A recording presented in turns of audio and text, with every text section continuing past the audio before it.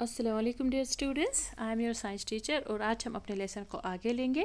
तो सबसे पहले आप क्या करोगे, बुक खोलोगे, पेज नंबर 60 पे आप आओगे। आज जो हमारा टॉपिक है वो है सॉइल कंजर्वेशन।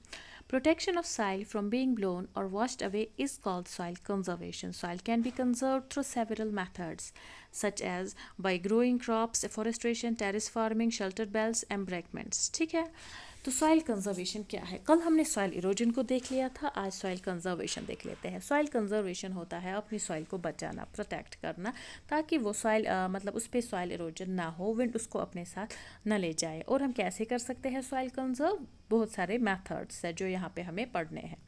पहला पहला है growing cover crops. After harvesting After harvesting and before raising the next crop, the fields remain bare. They can be easily eroded by wind and water. To avoid the soil from blowing off, farmers grow cover crops such as grass and creepers. The roots of these plants would hold the soil particles together and prevent the soil from being blown away. अब growing cover crops पहला method है। अगर आपने देखा होगा, जो ज़मींदार है वो पैडी फील्ड्स तो लगाते हैं, फिर जिससे राइस वगैरह आ जाता है समर्स में, तो वो ये करते हैं। लेकिन विंटर्स में मस्टर्ड प्लांट्स लगाते हैं, उससे ऑयल उनको आ जाता है। लेकिन इन दो बीच सीज़न में एक टाइम ऐसा आता है जब उनकी जो ज़मीन है वो खाली रहती है, और उस खाली ज़मीन पे वो बेयर होती है, खाली, तो वो खाली रहती है। तो अगर उस पर मतलब विंड आ जाए या पानी आ जाए तो सॉइल इरोजन होगा, तो सॉइल उनकी ख़राब हो जाएगी। तो इस चीज़ को बचाने के लिए वो क्या करते हैं, वो वहाँ पे ग्रास को उगाते हैं या क्रीपर्स ऐसे प्लांट होते हैं जो 1 इंटरनोड लॉन्ग होते हैं। मीन्स द्रमुन छूना गैर विछान, वो द्रमुन जो है वो क्रीपर की एग्जाम्पल है। तो ऐसी चीज़ें लगाते हैं ताकि उनकी जो सॉइल है वो बच जाए, और वो जो उनके रूट्स है प्लांट्स के, वो होल्ड ऑन करती है सॉइल को एक ही जगह पे, और वो ब्लो इजीली नहीं होती। उसके बाद है afforestation. Growing trees in large number is called afforestation. It is very effective in preventing soil erosion, especially in hilly areas. Grass grown on slopes in the hilly areas prevents soil erosion by water flowing down the slopes. अब afforestation क्या होता है? इसका मतलब होता है growing trees. ठीक है, डिफॉरेस्ट्रेशन उसका उल्टा, कटिंग ट्रीज, ये ग्रोइंग ट्रीज। तो एफॉरेस्ट्रेशन एक सिंपल सा वे है जो हिली एरियाज़ में यूज़ होता है ताकि जो लैंड है वो बच जाए सॉइल इरोजन से। हिली एरियाज़ में इसको हम ज़्यादा यूज़ करते हैं, जहाँ पे स्लोप होते हैं, तो हम वहाँ पे ट्रीज़ को उगाते हैं ताकि जो हमारी सॉइल है वो प्रोटेक्ट हो जाए और वहाँ पे इरोजन ना हो। उसके बाद है terrace farming. The flow of rain water is very rapid on hill slopes.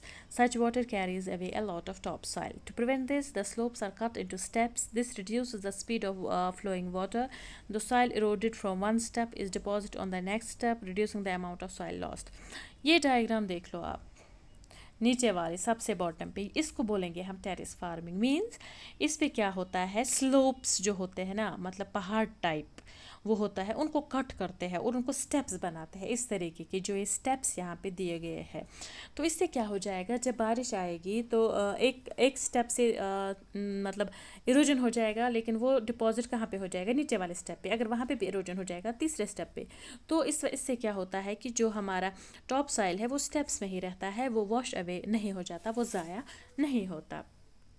उसके बाद है हमारा shelter belts. Hedges or trees grown along the edges of farmland act as a shield against strong wind. It reduces the soil erosion by reducing the speed of wind. अब shelter belts क्या होता है? Diagram देख लो आप, ये वाली diagram ऊपर वाले। तो इस पे क्या करते हैं, ट्रीज़ ही मतलब उगाते हैं हम। मतलब अगर वहाँ पे क्या बोलते हैं हम, जो ट्रीज़ है वो हम जो हमारा फार्म लैंड होता है उसके बाउंड्री पे हम उगाते हैं। ठीक है, ताकि जो स्ट्रॉन्ग विंड्स आती है वो उनको रोक देती है, वो उनको अंदर आने नहीं देती, और हमारी जो अंदर वाली सॉइल है वो बच जाती है। उसके बाद है embankment. Rivers constantly erode soil on their banks. Running water also washes away large portion of top soil during floods. Dams and embankments are useful in checking soil erosion. Embankments are the walls of rocks and stone built on the banks of the rivers to prevent floods. अगर आपने देखा होगा जब 2014 में हमें सैलाब आया कश्मीर में, तो उस टाइम क्या हुआ था, जहलम के आसपास अगर आपने देखा होगा टीवी पे भी दिखाते थे कि वो बड़े बड़े जो है मतलब बैग्स में सैंड भरते थे और उसको रिवर के साइड में, मतलब उसके बॉर्डर लाइन पे लगा देते थे ताकि जो पानी है अंदर ना आए। इसको ही एम्बैंकमेंट बोलते हैं। ٹھیک ہے. تو ایمبیکسمنٹ جو ہوتے ہیں یہ والز ہوتے ہیں یا راکس کے یا سٹونز کے جو ہم ریور کے کنارے کنارے لگاتے ہیں تاکہ جو فلڈ ہے، تاکہ جو پانی ہے، پانی سے ہماری زمین خراب نہ ہو. اس کے بعد ہے animals also help in soil conservation. Some animals make burrows in the soil. These burrows help movement of air and water through the soil. Animals break up the hard parts of the soil and keep the soil soft. Plants grow well in the soft porous soil. اب جو animals ہے، اگر آپ نے ارتھ ورم دیکھی ہوگی، وہ holes بنا دیتی ہے ہمارے زمین میں.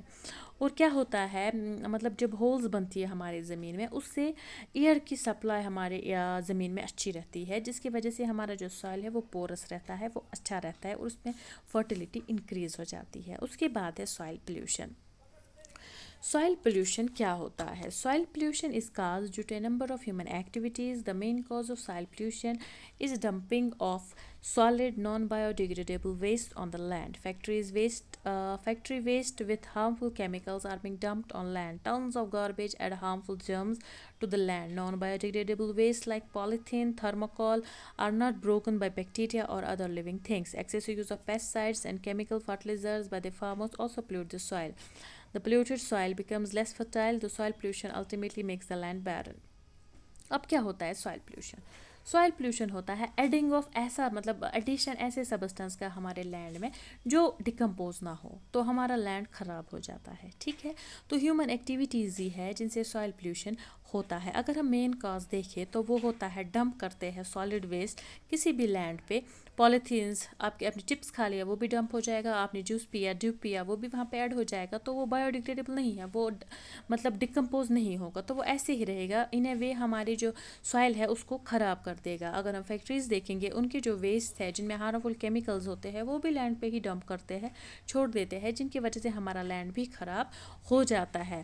زیادہ تر خطرہ ہمارے انہی سے رہتا ہے جو نان بایو ڈیگریڈیبل ویسٹ ہوتے ہیں یا کیمیکلز ہوتے ہیں. اس کے بعد جو پیسٹیسائڈس اور کیمیکلز کا اگر ایکسیسو یوز ایک فارمر کرتا ہے، وہ بھی ہمارے سوائل کو پلیوٹ کرتا ہے، جس کی وجہ سے ہمارا جو سوائل ہے وہ اپنی فرٹیلیٹی لوز کرتا ہے اور ہمیں لاسٹ پہ ایک بنجر زمین مل جاتی ہے.